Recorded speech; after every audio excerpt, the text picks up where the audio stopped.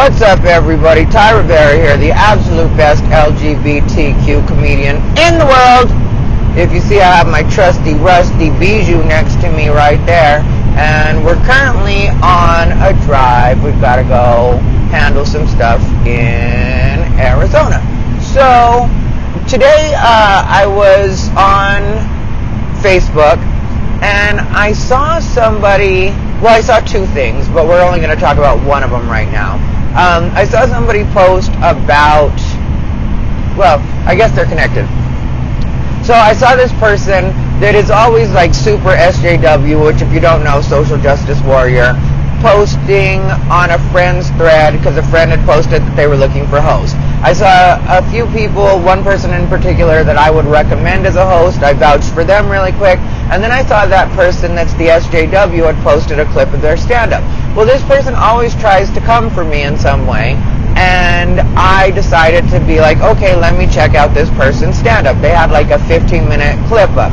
The clip was absolutely horrible, and I'm not being mean. It was objectively horrible. And when I say horrible, I mean I can laugh at stuff that isn't necessarily my style or even my point of view on any level. But I can still laugh at it if it's funny. This just was not funny and would never work in a room full of normal people. Now, they were doing well, but this was also obviously a room that was full of their friends, and you could tell by the level of support. Like, if you're a comic, you know that you can tell by the level of support. So, at that point, I was willing to keep my mouth shut and just be like, okay, I don't know why this person would think this would be a good representation or how they would think that anybody that was involved in the comedy world wouldn't know that this was what would be called like a bringer or it's a show full of your friends. But I was willing to let it go. Then a few seconds later, I see this same person post I think it was the same message group or the same comedy group on Facebook that they were teaching comedy classes and that it was like $75 for 3 classes. And so I asked the very basic question of, where exactly do you work in stand-up and what credits do you have? Because if you're going to offer a stand-up class, those are questions you should be ready for. And I will also go on record right now. I know some comics are very much against stand-up comedy classes. I personally have nothing against stand-up classes at all. I have friends that have run stand-up classes. When I was first starting out, I was going to take a stand-up class. Adam Barnhart is a friend of mine. He runs a stand-up class, and he was running one back then. His was the one that I was thinking about taking. Through the years, I've had different friends that have done it. Greg Wilson has done it. Well, Greg Romero is now his stage name, but Greg Romero Wilson has also taught stand-up classes. Sam Tripoli taught stand-up classes for a short while, or maybe it was more like one-day seminars. Don Barnhart in Las Vegas teaches stand-up classes. Like, my point is, I know a lot of comics that teach stand-up classes. I've even considered teaching stand-up classes, and to me, it's a respectable thing to do if you want to teach people how to do stand-up. What stand-ups have to remember, people that want to be students of stand-up classes need to remember, though, is that when it comes down to it, it is in the end going to be on you to make sure that you're doing the work, to make sure that you're getting up as much as you possibly can, to make sure that you're going to open mics, to make sure that you're being honest with yourself about whether or not the audience is laughing at your stuff.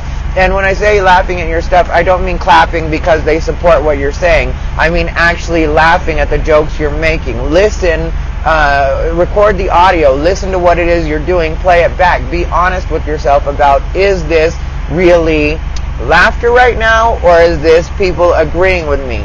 And that's one thing I have seen also that I don't respect. I once had a friend that ran a stand-up class, and we didn't end up staying friends for that much longer after I gave the friend some constructive criticism about some things that I had noticed that their students were doing. And my friend's response was that they didn't want to say anything that would upset their students because they wanted their students to continue to come back to their class. which to me, that's not the way a stand-up class is supposed to work.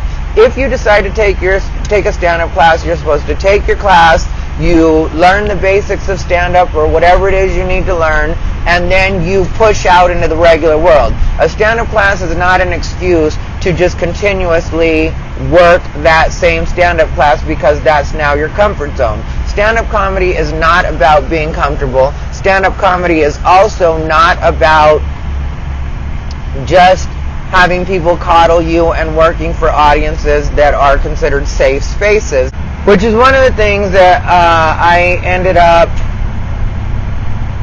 getting annoyed with that person, was because that person let it be known, the one that I mentioned that had posted about running a stand-up class, I had to let it be known that they only do like safe space rooms, which stand-up comedy is not about being in safe spaces.